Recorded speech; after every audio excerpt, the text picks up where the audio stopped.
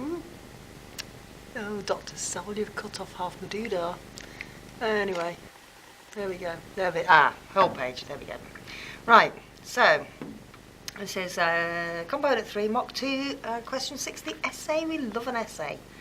So, reading the information, we've got two pictures. I can already tell, looking at that it's a hydrophyte because of those big spaces. I don't know anything about this one. So, it says many plants such as oak, privet and daffodil are mesophytes. However, other plants can be classed as xero or hydrophytes. So we've got a xerophyte, pine, and a hydrophyte, pondweed. I've never heard of that one. Potamogatum. I'm going to go and look that up in a minute.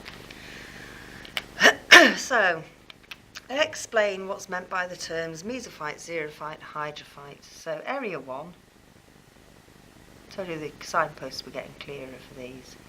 Are definitions.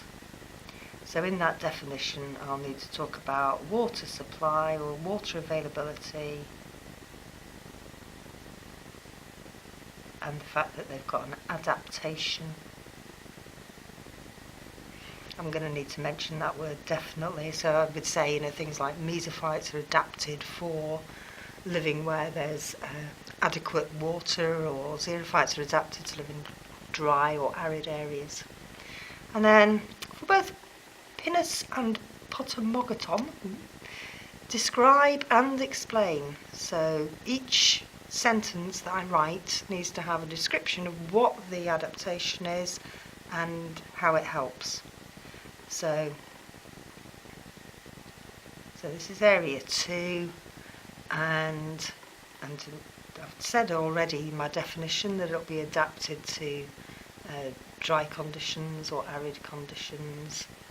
And then I'm going to need to talk about what. So we've got the sunken stomata down here. So sunken stomata, I'm going to talk about diffusion gradients. I'm going to talk about a thick waxy cuticle.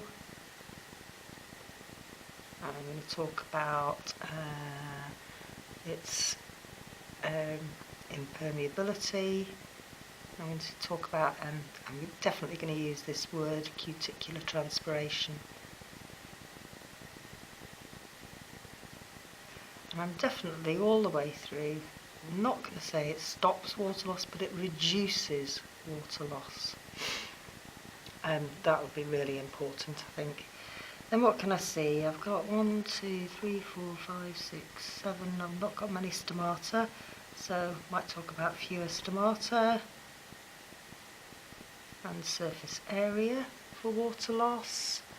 I could draw on my own knowledge and talk about needles, and again surface area, and I might talk about how stiff it is, so no wilting, stiff needles. What does that imply? That they've got some kind of fibre tissue to hold them together. And then area 3, I've got to talk about I'm not even going to write the whole thing out, I'm just going to go Potter, this is my notes, and these have no need to reduce water loss. So these are the general things. The most obvious, I think, is the air spaces, linked to buoyancy. We've got there's the stomata there on the top, contact with air. So the idea is the air spaces make them float, the stomata are therefore in contact with the air. That's lovely. We've got, let's see, so 1 millimetre. So we've only got this one vascular bundle, there's 2 on that. So we might talk about xylem, reduced,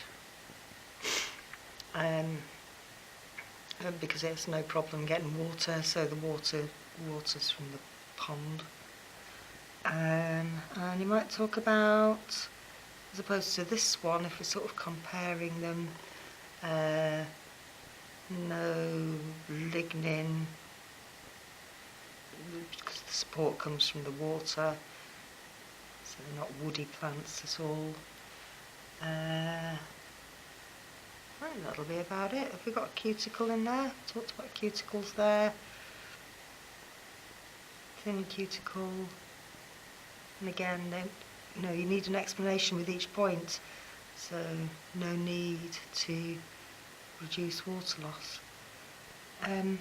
So I think just sort of sticking to what you can see, I'd probably do them in kind of more or less that order, because once you've done a plan you should order it.